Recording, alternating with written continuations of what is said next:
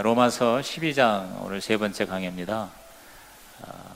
우리가 구원을 받은 거는 영혼만 구원받는 게 아니에요.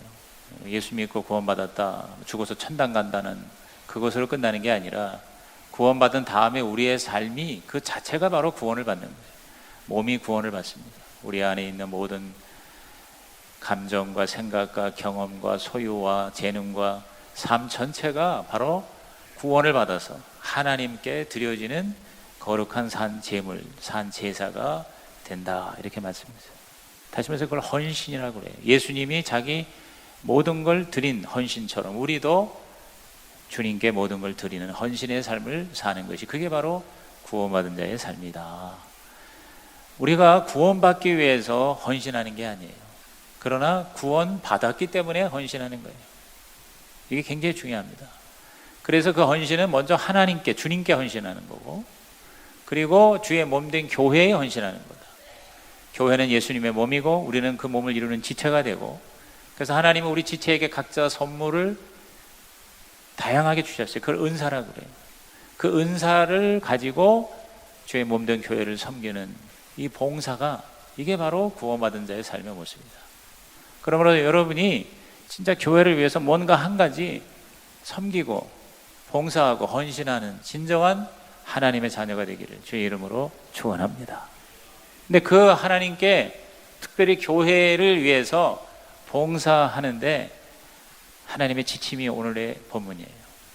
그래서 교회 봉사를 제대로 못하면 오히려 자기에게도 문제가 되고 다른 사람에게도 상처가 되고, 하나님이 보실 때에도 이거 전혀 엉뚱한 짓을 하고 있구나, 이렇게 되면 이거 얼마나 허무한 거예요. 그렇기 때문에 바울은 우리가 교회를 위해서 섬기며 봉사하는 삶을 살아야 되고, 또 그러한 삶을 사는 사람에게는 가장 하나님이 기뻐하시는, 하나님이 원하시는 봉사자가 되도록 오늘 봉사의 지침에 대해서, 원리에 대해서 말씀해 주셨는데, 여러 가지 다 합하면 한 10몇 가지가 돼요, 이 짧은 구절에도. 근데 이거를 저는 4가지로 정리를 해서 이것이 여러분 마음에 새겨져서 봉사할 때 그 봉사가 정말 의미 있고 보람 있고 하나님께나 다른 사람에게나 나에게나 합력해서 선을 이루시기를 주의 이름으로 축원합니다. 첫째의 원리는 뭐냐? 사랑으로 봉사하자. 시작. 사랑으로 봉사하자. 여러분 말할 필요 없죠. 사랑은 바로 인생의 본질이죠. 하나님이 사랑이시라고 그랬어요. 하나님이 사랑하셨기 때문에 우리를 만드셨고, 하나님이 사랑하셨기 때문에 우리를 구원하셨고, 하나님이 지금도 저와 여러분을 사랑하셔서 우리를 오늘도 책임져 주실 줄로 믿는 것입니다. 그러므로 봉사도 뭐냐? 사랑으로 해야 된다. 근데 그 사랑이 참 사랑이 돼야 된다. 자, 그게 9절 10절입니다. 다 같이 시작. 사랑에는 거짓이 없나니 악을 미워하고 선에 속하라. 형제를 사랑하여 서로 위하고 존경하기를 서로 먼저 하라. 그랬어요. 여러분, 모든 다양한 사람들이, 또 다양한 은사들이 한 몸이 될 수 있는 그 비결은 사랑의 띠가 묶어주기 때문에 그렇습니다. 사랑은 모든 것을 초월한다, 그 말이에요. 그래서 사랑의 그 봉사를 하라. 근데 그 사랑의 특징이 뭐냐면 거짓이 없어야 된다. 거짓이 없다는 말이 아누포크리토스라고 하는 이 헬라어는 영어 성경에는 신시어라고 나와 있어요. 신시어. 그거 뭡니까? 아주 순수하고, 그리고 아주 진실되다, 그 말이에요. 아주 진지한 사랑이라 이거죠. 그래서 저와 여러분의 사랑은 이중적인 게 되지 말고, 겉다르고 속다른 게 되지 말고, 정말 주님을 사랑하는 마음으로, 형제를 사랑하는 마음으로, 이 진실됨으로 사랑하라. 그래서 요한일서 3장 18절에 자녀들아 우리가 말과 혀로만 사랑하지 말고 행함과 진실함으로 하라. 말만 하고 행동하지 않은 거는 그건 진실된 게 아니죠. 말을 한 걸 행함으로 실천하고, 그리고 거짓이 아닌 진실함으로 사랑하자. 이중적으로 하지 말고 진심을 가지고 하자, 그 말이죠. 그리고 악을 미워하는 사랑 그랬어요. 여러분, 진실된 사랑은 악을 멀리합니다. 악을, 죄를 추구하면서 사랑한다? 그건 사랑이 아니죠. 외도가 아무리 기가 막힌 로맨스라 하더라도 그건 진실은 사랑이 아니죠. 왜? 그건 불법인 거니까. 법을 어기는 죄, 악은 사랑이 아니다. 오늘날 얼마나 많은 사람들이 사랑이라는 이름 아래 불법을 행합니까? 그건 악이다. 예를 들어서 어떤 남자가 여자를 너무너무 사랑한다고 그래. 그러면서 뭐냐면 너 나하고 결혼 안 하면 죽여. 여러분 그건 악이죠. 그건 사랑이 아니죠. 그렇죠? 뭐 극단적인 경우이긴 하겠지만. 그래서 데살로니가서 5장 22절에 악은 어떤 모양이라도 버려라 그랬어요. 그러니까 우리가 구원받기 위해서 죄를 안 지으려고 도 닦는 건 아니에요. 그러나 구원받았기 때문에 이제는 죄와 악은 모양이라도 버려라. 그래서 우리가 이 세대를 본받지 말아라. 세상에서 좋아하는 것 쫓아다니지 말아라. 그렇게 말씀하시는 거죠. 그리고 그러한 악이 아닌 선을 추구하는 사랑의 적용이 바로 그 10절이에요. 형제를 사랑하고 우애하고 존경하라. 그걸 먼저 해라. 존경할 만한 게 있어요. 존경하죠. 그렇게 따지지 말고 먼저 내가 존경하라. 그게 바로 사랑이다. 그러한 마음을 가지고 봉사를 해야 그게 제대로 되지. 그렇지 않으면 그 봉사가 헛것이 되고 만다. 사랑은 모든 것을 해결하는 하나님의 새로운 법입니다. 그래서 예수님이 요한복음 13장 34절 다 같이 시작. 새 계명을 너희에게 주노니 서로 사랑하라. 내가 너희를 사랑한 것 같이 너희도 서로 사랑하라. 새 계명이라고 그랬어요. 율법주의가 아닌 새 계명은 바로 사랑에서 모든 것이 해결이 된다. 그런데 여기서 참 중요한 게 뭐냐면 하나님은 우리에게 어떤 명령을 하실 때에는 그 명령을 지킬 만한 능력을 주신다는 거예요. 우리가 할 수도 없는 거를 하라고 그래서 막 우리가 괴로워하는 걸 보고 깨소금 꼬소야 하시는 무정하신 하나님이 아니시라는 거예요. 여기 분명히 내가 너희를 사랑한 것 같이 그랬어요. 주님이 저와 여러분을 먼저 사랑했기 때문에 그 사랑을 가지고 있기 때문에 우리가 서로 사랑할 수가 있다 그 말이에요. 아멘입니까? 그러므로 여러분이 내가 누구를 사랑한다는 건 내 안에 예수님의 사랑이 있다는 거예요. 근데 누구를 사랑하지 않는 것은 내 안에 예수의 사랑이 지금 없다는 것을 의미하는 거예요. 그래서 내가 너희를 사랑한 것처럼 그랬어요. 이것이 우리가 얼마나 위로가 됩니까? 저와 여러분이 나는 도저히 그 사람 사랑할 수 없어 그렇게 얘기할 필요가 없는 것은 주님이 나를 사랑한 그 사랑 가지고 내가 사랑할 수 있어. 이렇게 저와 여러분이 변화되고 달라지는 줄로 믿는 것입니다. 여러분 하나님은 우리에게 주신 명령이 여러 가지가 있지만 최고의 명령 3가지가 있어요. 이걸 3대 명령이라고 해요. 3대 계명이라고 해요. 첫째가 문화명령. 시작. 문화명령이라 혹은 창조명령이라는 게 이게 뭐냐면 하나님이 인간을 창조하시고 세상을 다스리고 정복하고 개발하라 하는 것이 이게 바로 문화명령이라고 해요. Cultural Mandate라고 해요. 영어로.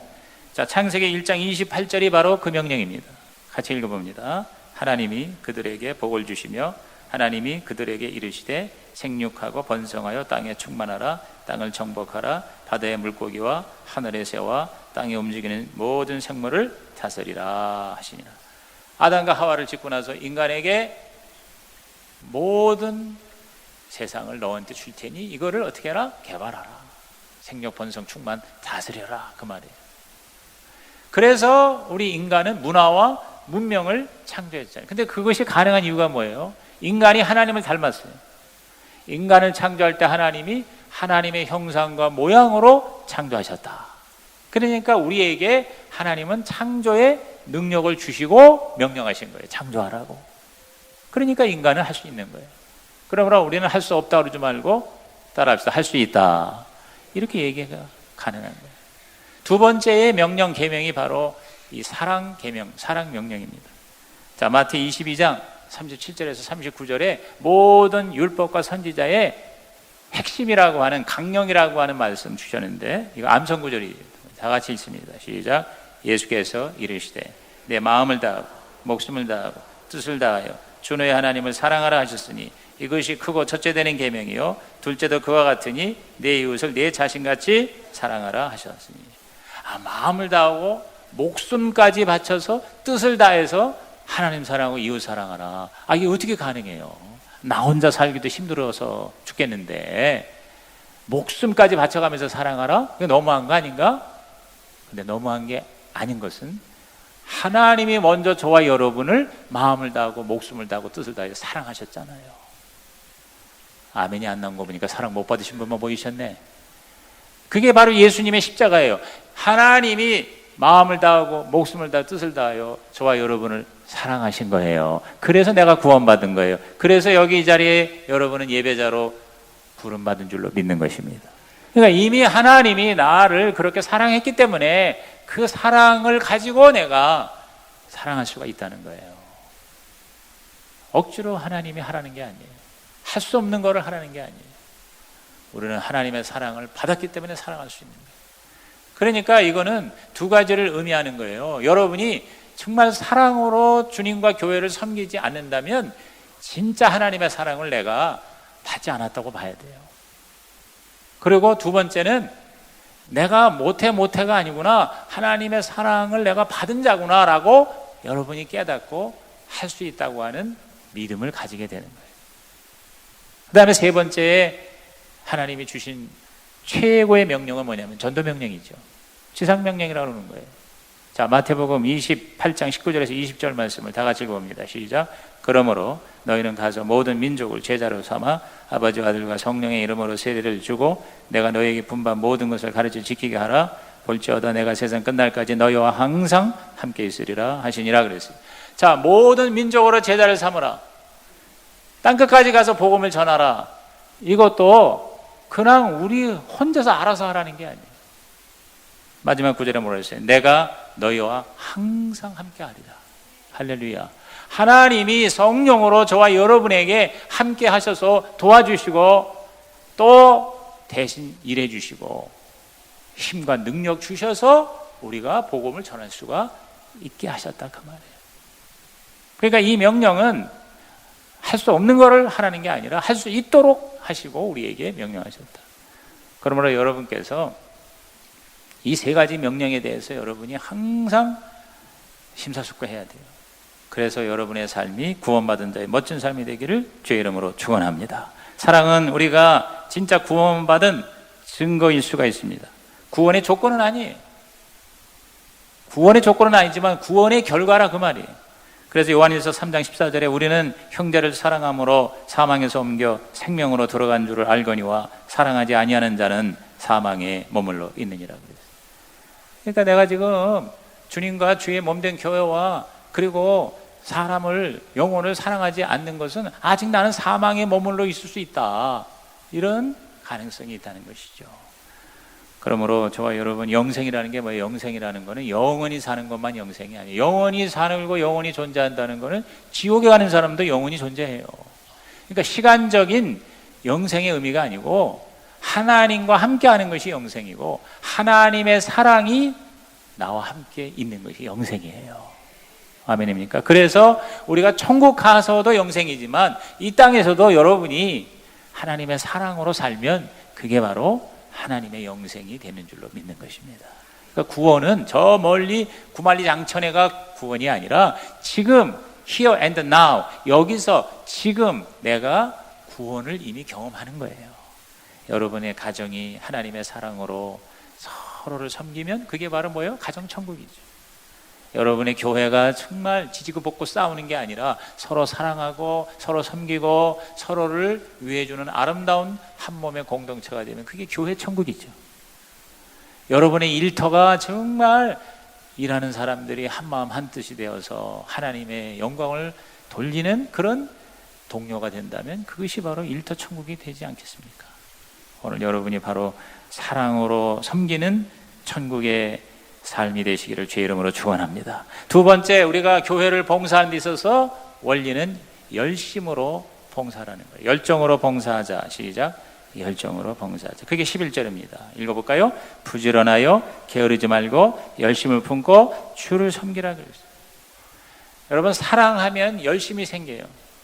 사랑하면요 열심히 만나고 대화하고 놀러다니고 먹고 그러잖아요. 내가 뭘 사랑하면 거기에 뭐예요? 열정을 뭐예요? 심는 거죠. 부어넣는 거죠. 일을 내가 좋아하고 사랑하면 막 일에 열정이 생기잖아요. 봉사도 열정으로 하라는 거예요. 여러분, 이제 골프를 좋아하는 정도가 아니라 사랑하는 사람은요, 이야 대단해요. 새벽 기도를 안 나와도 골프의 새벽에는 잘 나와요. 한 명도 안 빠지고 나오는 거 봤어요. 왜? 사랑하니까, 좋아하니까.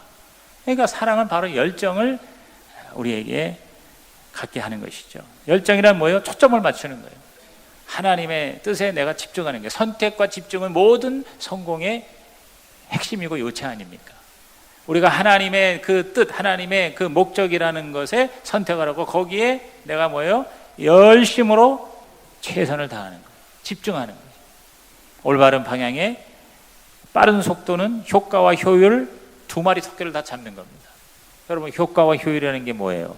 효과는 내가 어떤 뜻을 온전히 이루는 거예요. 내가 부산을 간다고 남보다 빨리 갔어요. 내려가 보니까 목포야. 이거 얼마나 허무한 일이에요. 헛수고죠. 이거를 효과가 없다고 그러는 거예요.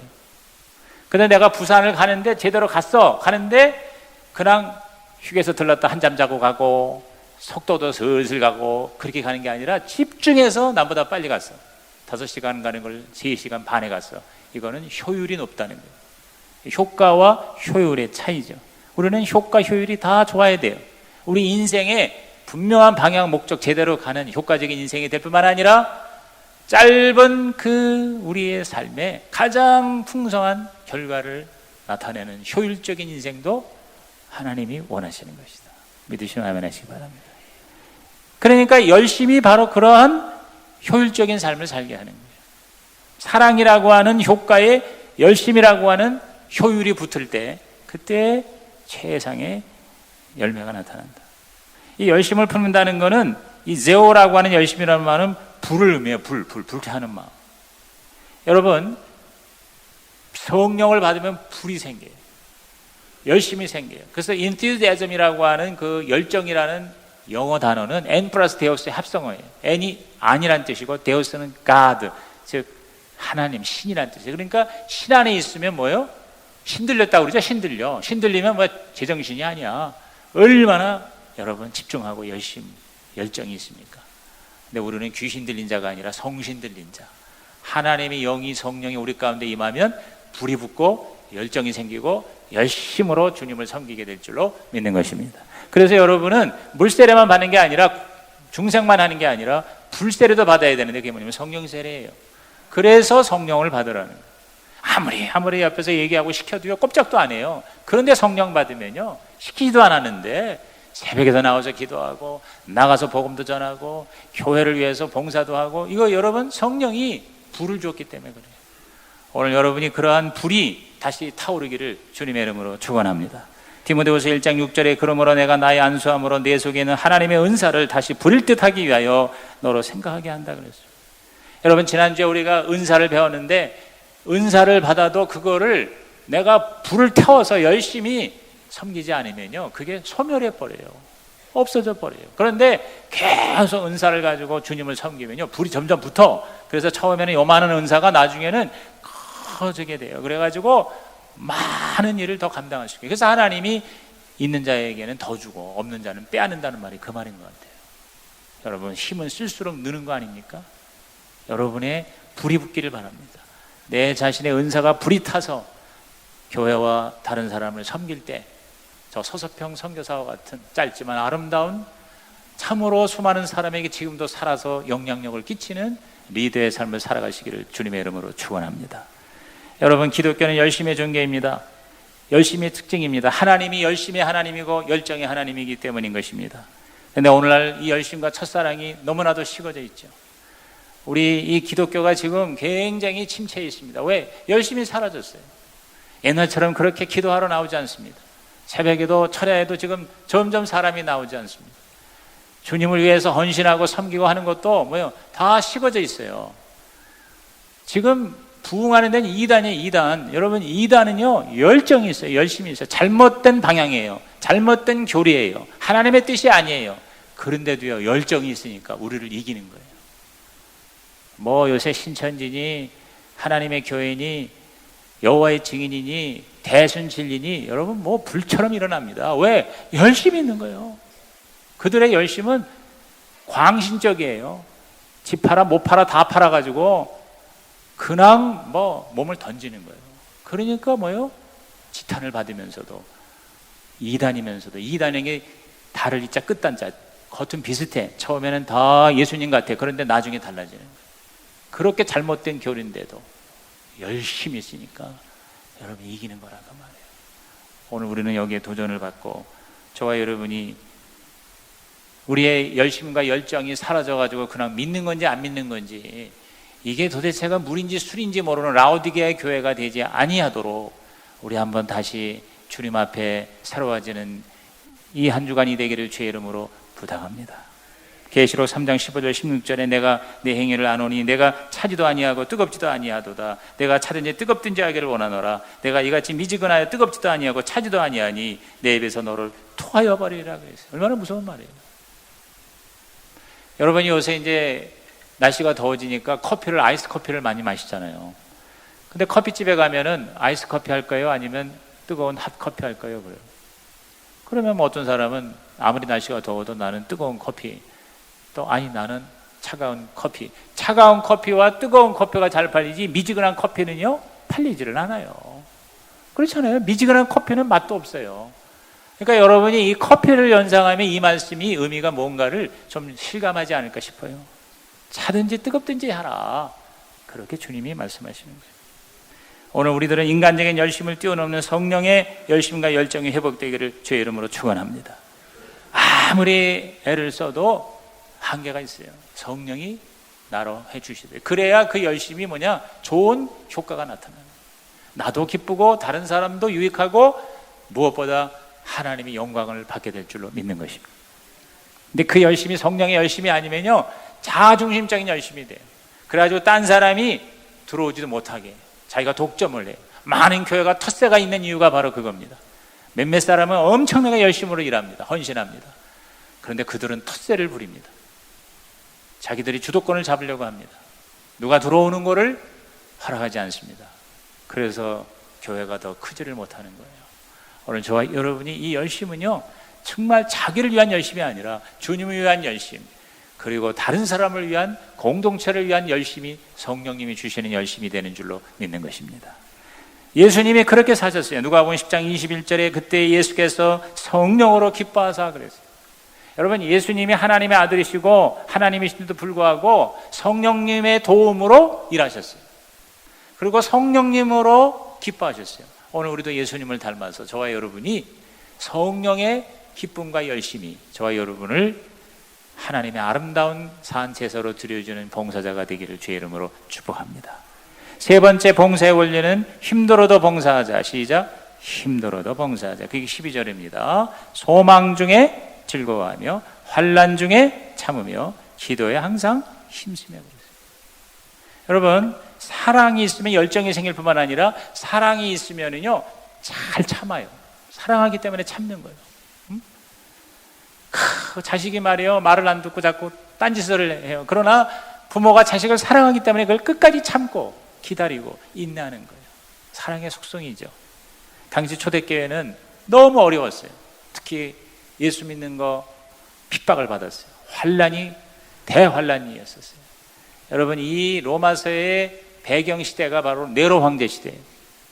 아시다시피 초기 기독교가 한 200~300년 동안 콘스탄티누스 313년에 기독교가 로마 국교화 되기 전까지 한 200년 동안요 엄청나게 핍박을 받았어요. 그 핍박받는 동안의 황제를 10대 황제라고 그래요. 이 10대 황제가 악랄하게 기독교도들을 핍박했어요. 물경 그때에 예수 믿다 죽은 사람이 700만 명이 넘습니다. 여러분 이것은 엄청난 숫자예요. 그래서 여러분 기독교 초기에 수많은 사람들이 지하에서 일평생을 살아갔을 정도예요. 그런 핍박과 환난 가운데서도 주님과 몸된 교회를 위해서 섬기기 위해서는 어떻게 해야 돼요? 여기 삼총사가 나옵니다. 소망을 가져야 돼요. 소망 중에 즐거워하라고 그랬어요. 주님 다시 오실 소망, 천국 갈 소망, 재림할 때 휴거될 소망, 천국에 가서 하나님 앞에 상급받을 소망, 그 소망으로 현실의 어려움과 핍박과 고난을 이기는 거예요. 그 다음에 뭐예요? 환난 중에 참으며 인내. 참는다는 게 인내죠.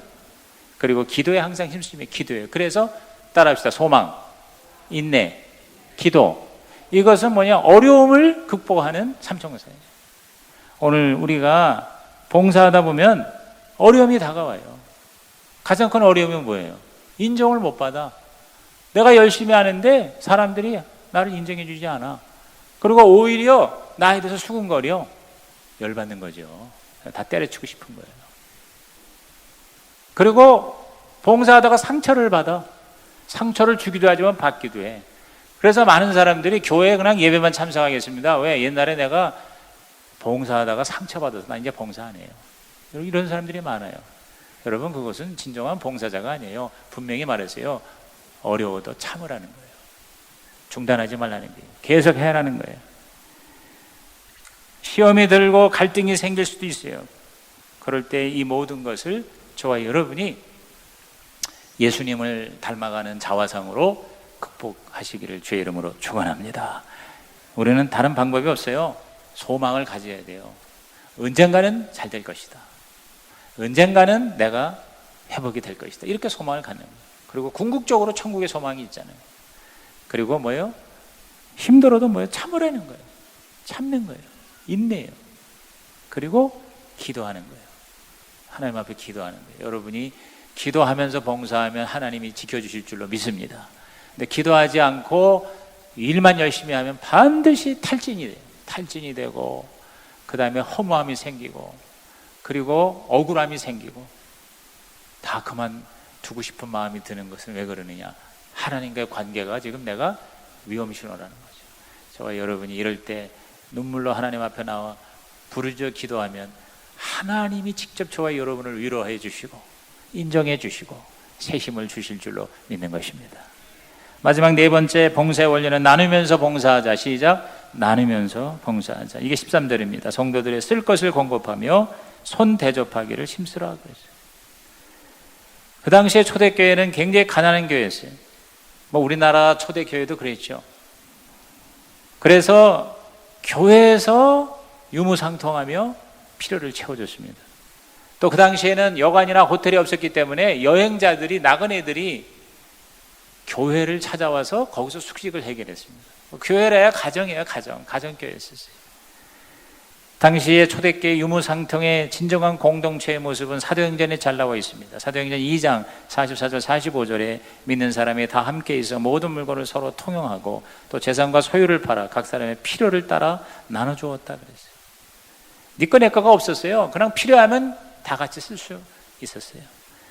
4장 34절에 35절에도 그 중에 가난한 사람이 없으니 이는 밭과 집 있는 자를 팔아 그 판 것의 값을 가져다가 사도들의 발 앞에 두매 그들이 각 사람의 필요를 따라 나누어 줌이라 그랬어요. 가난한 교회인데 가난한 사람이 없었다. 굉장히 역설적인 얘기 아닙니까? 왜? 서로의 필요를 채워주니까 그런 극단적인 가난은 없다. 여기서 중요한 건 뭐냐면 봉사라는 거는 바로 필요를 채우는 것이구나. 그래서 이것을 좀 더 확대해서 얘기하면 필요를 채우고 문제를 해결하고 상처를 치유하는 거, 이게 바로 봉사고 이게 바로 목양이에요. 한번 따라 합시다. 필요를 채우고 문제를 해결하고 상처를 치유하자. 예수님의 복음으로. 그게 바로 뭐예요? 봉사다. 그게 섬김이다. 이 서서평 선교사의 아까 그 영상을 보세요. 그가 간호사로서 선교사로서 와가지고 조선의 그 모든 불쌍하고 병들고 가난한 사람들이 필요를 채웠다는 거예요. 필요를. 과부의 필요, 고아의 필요, 병든 자의 필요, 그 필요를 채우기 위해서 예수님처럼 성육신의 삶을 살다간 53세. 여러분 지금 현재 저도 53세가 넘었는데 참 그 서서평 선교사를 보면서 많이 부끄럽습니다. 53세 넘으신 분들은 앞으로의 삶은 덤으로 산다고 생각하시고 정말 우리 주님이 기뻐하시는 주님의 몸된 교회와 주님의 나라를 위해서 쓰임을 받는 헌신의 삶을 선택하시기를 주의 이름으로 부탁을 드립니다. 그렇습니다. 필요를 채우고요. 그리고 낯선 사람을 대접하는 거예요. 이게 가장 확실한 게 바로 이 가정교회 목장, 구역의 모습이에요. 집에서 여러분이 자식이 오거나 명절날에 부모가 오시면 얼마나 정성껏 식사를 대접합니까? 여러분의 담임 목사가 신방을 한다고 그러면 대부분은 다 정말 정성껏 식사를 대접합니다. 그런데 전혀 낯선 사람, 전혀 모르는 사람, 나하고 관계도 없어. 지나가는 나그네, 더 심하게 말하면 거지가 우리 집에 왔을 때 정말 그렇게 정성껏 식사를 준비하고 대접을 하고 또 잠도 잘 수 있게 한다. 사실 이게 쉬운 일이 아니죠. 그런데 당시 초대교회는 그것이 바로 교회였다는 것입니다. 그럼 우리가 이걸 조금이라도 흉내를 내려면 어떻게 돼요? 여러분이 구역이나 목장에서 식사를 준비해서 성도들을 섬기고, 또 믿지 않은 VIP, 전혀 우리 교회에 관계없는 사람을 초청해서 사랑을 나눠주면, 이게 예수 믿는 사람들이 이렇게 사랑이 있구나, 사랑을 느껴서 예수님께 다가오게 해서 복음을 전해 듣고 예수님을 영접하게 하는 이러한 삶이 우리 하나님이 기뻐하시는 봉사의 삶이 될 줄로 믿는 것입니다. 이 모든 모습을 베드로도 기가 막히게 몇 문장으로 요약을 했어요. 이걸 마지막으로 읽고 말씀을 마치겠습니다. 베드로전서 4장 7절에서 11절을 우리 다 같이 읽어봅니다. 만물의 마지막에 가까이 왔으니 그러므로 너희는 정신을 차리고 근신하여 기도하라. 무엇보다도 뜨겁게 서로 사랑할지니 사랑은 허다한 죄를 덮느니라. 서로 대접하기를 원망 없이 하고 각각 은사를 받은 대로 하나님의 여러 가지 은혜를 맡은 선한 청지기 같이 서로 봉사하라. 만일 누가 말하려면 하나님의 말씀을 하는 것 같이 하고, 누가 봉사하려면 하나님의 공급하시는 힘으로 하는 것 같이 하라. 이는 범사의 예수 그리스도로 말미암아 하나님이 영광을 받으시게 하려 함이니 그에게 영광과 권능이 세세에 무궁하도록 있느니라. 할렐루야. 여기 보니까 오늘 우리 설교한 게 그대로 다 단어가 나오잖아요. 기도가 나오죠. 사랑이 나오죠. 대접이 나오죠. 은사가 나오죠. 봉사가 나오죠. 하나님이 공급하는 힘, 성령의 능력이 나오잖아요. 오늘 이 말씀이 여러분 마음에 각인되기를 주의 이름으로 축복합니다. 하나님, 오늘 말씀 들은 성도들 정말 봉사자, 진정한 봉사자 되게 하여 주시옵소서. 예수님의 이름으로 기도하옵나이다. 우리 결론 핵심 한번 우리 다 같이 큰 소리 한번 읽어봅니다. 시작. 사랑으로 봉사하라. 열심으로 봉사하라. 힘들어도 봉사하라. 나누면서 봉사하라. 할렐루야. 우리 이 지침대로 우리 봉사하는 여러분 되시기를 바랍니다. 우리